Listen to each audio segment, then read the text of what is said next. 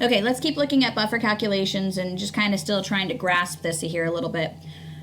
So again, they may say buffered solution. They don't always. You have to be able to interpret what's going on here. So again, how do we interpret what's going on here? We have NH3, which is a weak base. Again, we know that because we know our strong bases, and we're given a Kb.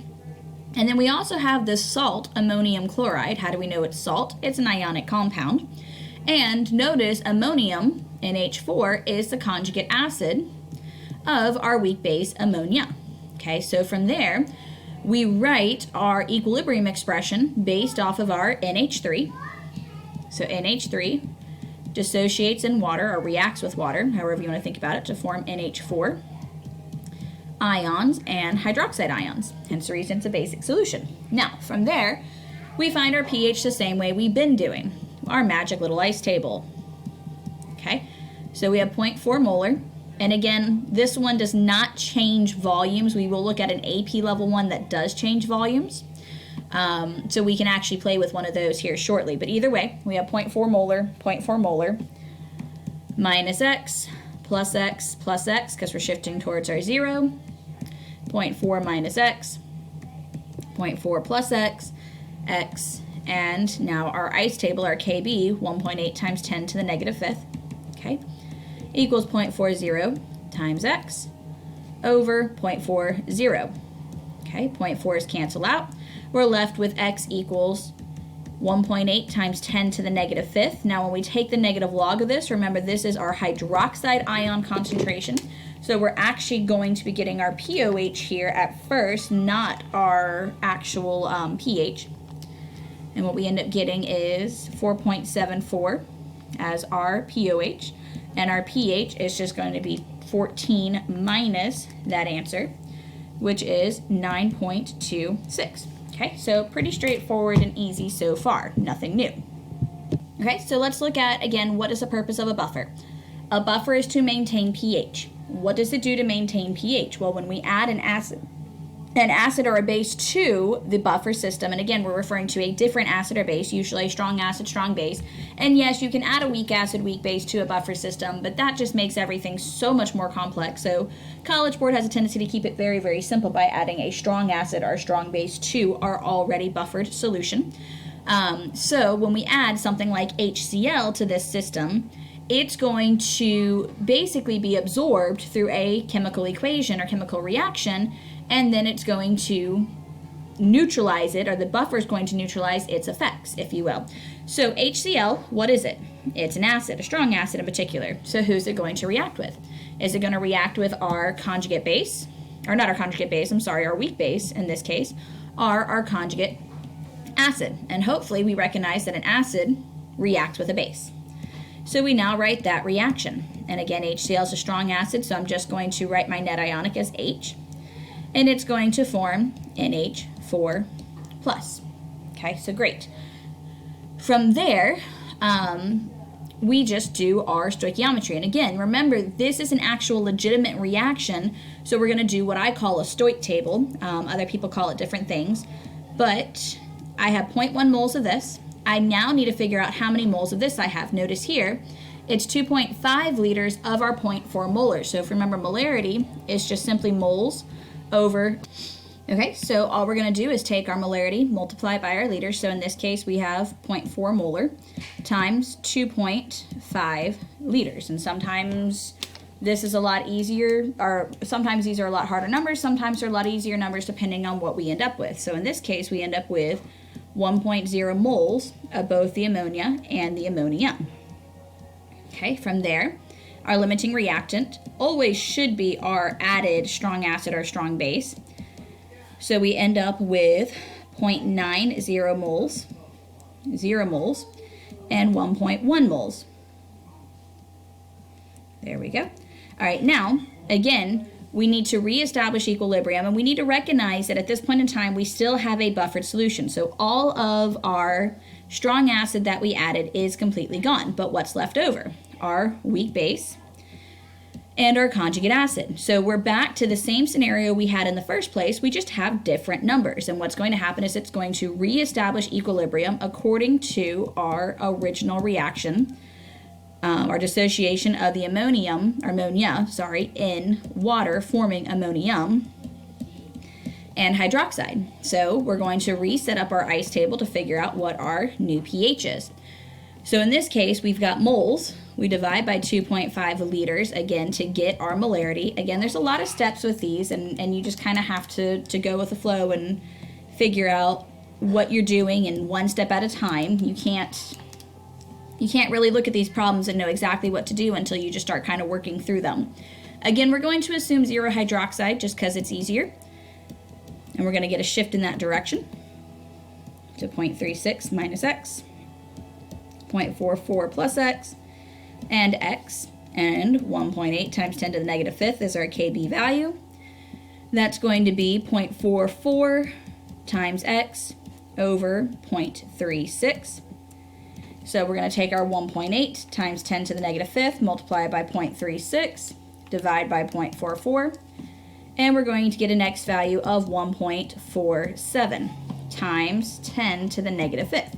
Well, how does that compare to the original x value we had of our original solution? Well, the original x value was 1.8 times 10 to the negative fifth. Now we're at 1.5 times 10 to the negative fifth, essentially.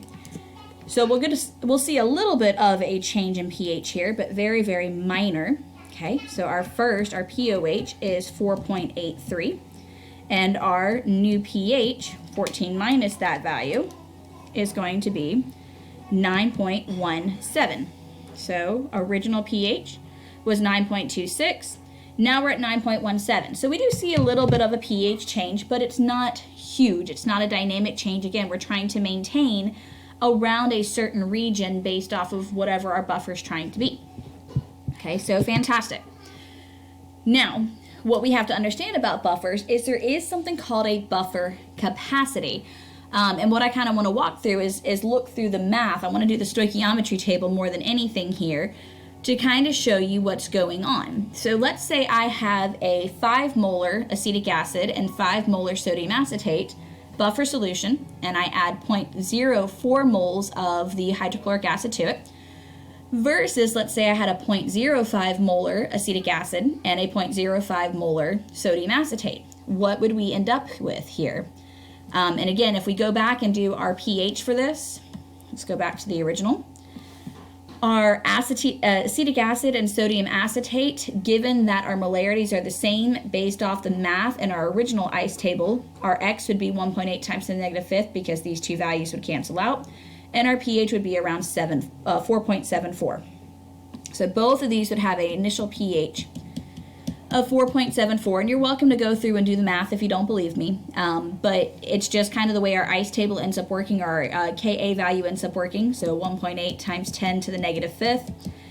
When our weak acid, there should be conjugate base in this case, our conjugate base times hydronium, which is usually our X value, over our weak acid, when these two values are the same, they cancel out, and our Ka ends up being our hydronium ion concentration. And because these two values are the same in both these situations, that's what we end up with. Okay, so that's our original pH. Okay, now from there, let's look at the stoichiometric tables here, the stoichiometry tables, the mole tables, whatever you want to call them. So if I add HCl, who is HCl going to react with? Well, he's an acid. Here's my weak acid. I keep trying to call it a conjugate acid here. Sorry, guys. My weak acid. And here's my conjugate base. The acid's going to react with the conjugate base. So I have HCl reacting with our conjugate base to form acetic acid. Okay, so great. This is going to be 0.04 moles. This guy is going to be 5 moles because we have 1 liter of our each buffer solution. And 5.00 moles of this guy as well. We end up with our hydronium ion, our hydronium ion, our hydrochloric acid, whichever way you want to think about it, being our limiting because it is our smallest value. And we end up with something like this. Okay, so 0 of this is left over. We end up with 4.96 of this left over and 5.04 moles of this left over. From there, we reestablish equilibrium based off of our weak acid, our weak base, in this case, weak acid solution. So HC2H3O2 reacts with water, and that's going to form our acetate ion and our hydronium ion.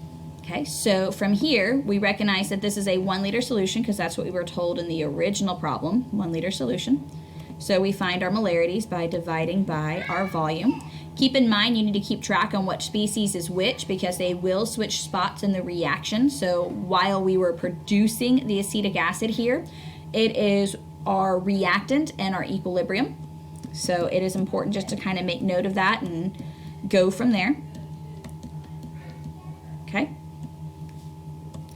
Minus x plus x plus x, same thing we're used to. 5.04 minus x, 4.96 plus x, and x. And we end up with 1.8 times 10 to the negative fifth, which is our Ka, times 4.96 times x over 5.04. And we can basically do our math like we've been doing, so no big deal. 1.8 times 10 to the negative fifth times 5.04 divided by 4.96 gives us an x value of 1.83 times 10 to the negative fifth. And if I take the negative log of that, which does give me pH because of my hydronium ion here, I get a pH of 4.73. And if you remember, actually 4.74 technically with proper sig figs and rounding. If you remember, our original pH was 4.74, so no major change. Let's do the same thing, but look at the other buffer system. So instead of 5 moles, what are we starting with here? We're starting with 0.05 moles, because again, we're still starting with 1 liter of each solution. So this is a much smaller value, and what we're going to see is we're going to get a much bigger change here. So 0.05 moles and 0.05 moles still. And still the same reaction. I'm adding hydrochloric acid. It's going to react with my conjugate base. It is still our limiting reactant on purpose. But what I end up with is 0 of my hydrochloric acid left because it's limiting. Over here, I end up with 0.01 moles of my acetate ion left and 0.09 moles of my acetic acid left. Okay, well that's a pretty big change versus originally we were still looking at 5 molar. Divide by 1 liter, divide by 1 liter, and we're going to go back down here and plug that into our ice table. So I'm just going to go through and change our numbers just because it's easier than trying to reset it all back up.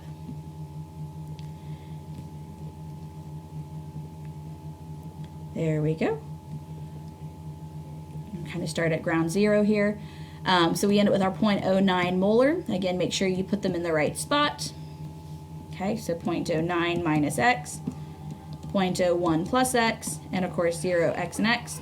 So we end up with 0.01, 0.09, and we do our math from here. So 1.8 times 10 to the negative fifth times 0.09 divided by 0.01 gives us an x value in this case of 1.62 times 10 to the negative fourth. So notice that's a pretty big difference. That's a full power of 10 here. So when I take the negative log of this, I'm going to see a pretty big pH change. My new pH is 3.79. So this is what a buffer capacity is. A buffer capacity is when the buffer can no longer maintain a pH because again, what is a buffer doing? It's reacting with the added acid or added base. Again, strong acid, strong base that's added to our weak acid, weak base conjugate system, our buffer system. And when there is too much strong acid or strong base added, the reaction takes too much of the buffer out of the system. Ideally, if you remember we talked about a buffer is going to be a weak acid or weak base and its conjugate, and I told you equal values and high values are super important. We actually want these values to be fairly large for an ideal buffer, and the reason being is it gives us a larger buffer capacity. If we have small values, they react too quickly, and we see a pH change too quickly. Okay, so we'll look at this a little bit further in the next video when we look at the Henderson-Hasselbalch. Thanks, guys.